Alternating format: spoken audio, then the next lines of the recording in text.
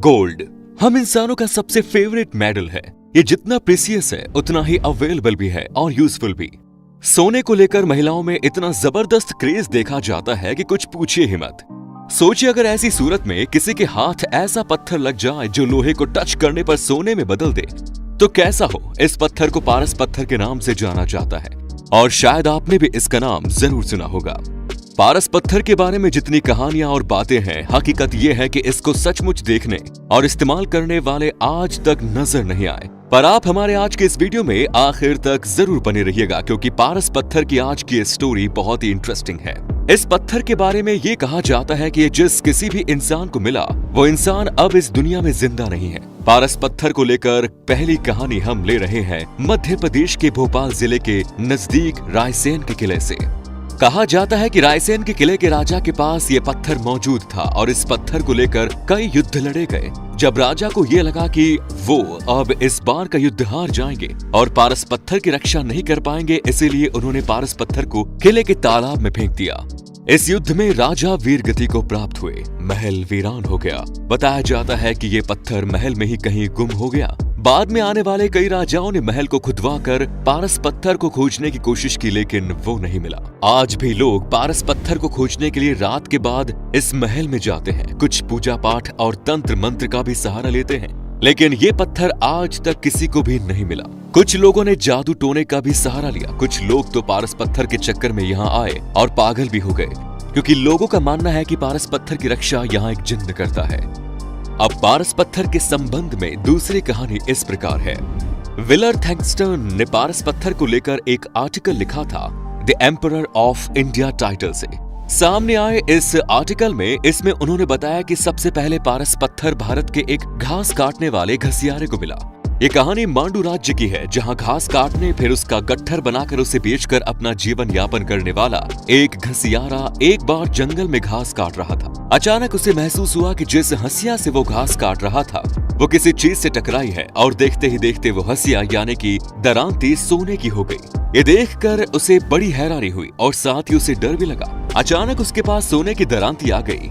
अगर ये बात राजा को पता लग गई तो राजा उसे जेल में डाल देगा। अपने इस परेशानी और सोने की हंसिया को लेकर वो मंडल लोहार के पास पहुंचा।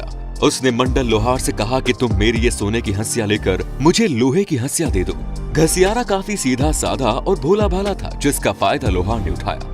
मंडल लोहार काफी चालाक और आदमी था। उसने घसियारे की बात सुनी। मंडल लोहार ने वैसा ही किया और जिस जगह पर उसकी लोहे की दरांती सोने की बनी थी उस जगह का पता भी पूछ लिया। इसके बाद मंडल लोहार खुद उस जगह पर गया और उसने जब उस चीज की तलाश की जिससे लोहे हंसिया टकराई थी, काफी खोजबीन के बाद उसे आखिरकार वो चीज मिल ही गई। वो कोई और नहीं एक छोटा सा पत्थर था। वो उस पत्थर को अपने साथ ले आया। उस पत्थर की खूबी ये थी कि वो लोहे की किसी भी चीज को छूते ही सोने में बदल देता था। ये बात अब मंडल लोहार जान गया था। धीरे धीरे उसने अपने पास मौजूद लोहे की चीज को सोने में बदलना शुरू किया। इसके साथ ही मंडल लोहार का जीवन ही बदल गया।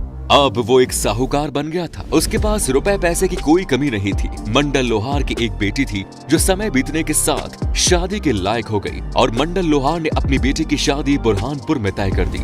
बुरहानपुर के राजकुमार से मंडल की बेटी की शादी हो गई, लेकिन मंडल ने अपनी बेटी को शादी में दहेज के तौर पर केवल पारस पत्थर दिया था। इसके अलावा और कुछ नहीं। इस बात से राजकुमार काफी नाराज था। उसे लग रहा था कि मंडल लोहार काफी पैसे वाला है और अपनी बेटी को विदा के समय सोने चांदी से लाद देगा, लेकिन उसने तो सोने का एक हार भी नहीं दिया। रास्ते में नर्मदा नदी के किनारे जब एक जगह दुल्हन की पालकी रुकी तो उस राजकुमार ने दुल्हन की पालकी से पर्दा हटाया और दुल्हन से बोला कि तुम्हारे पिता ने तो तुम्हें सोने का एक हार भी नहीं दिया। कैसे कंगाल घर में शादी हो गई है।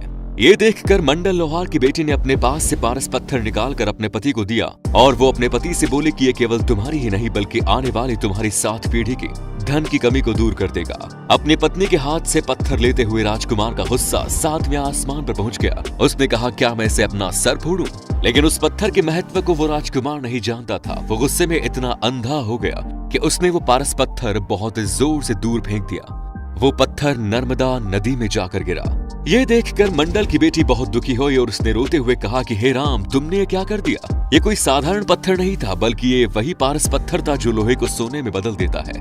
सच्चाई जानकर राजकुमार बहुत पछताया, लेकिन अब क्या किया जाए।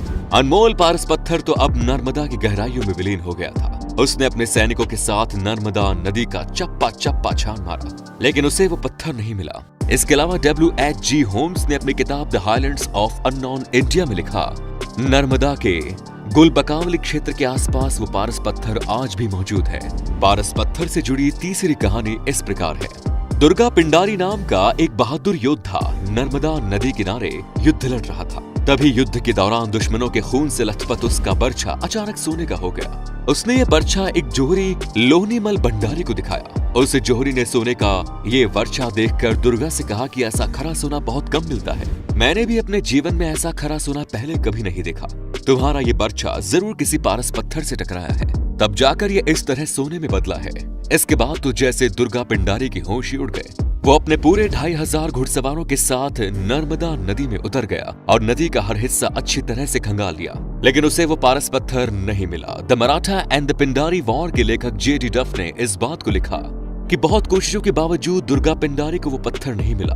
वो खाली हाथ ही लौटा था। वो पत्थर आज भी नर्मदा घाटी में कहीं मौजूद है।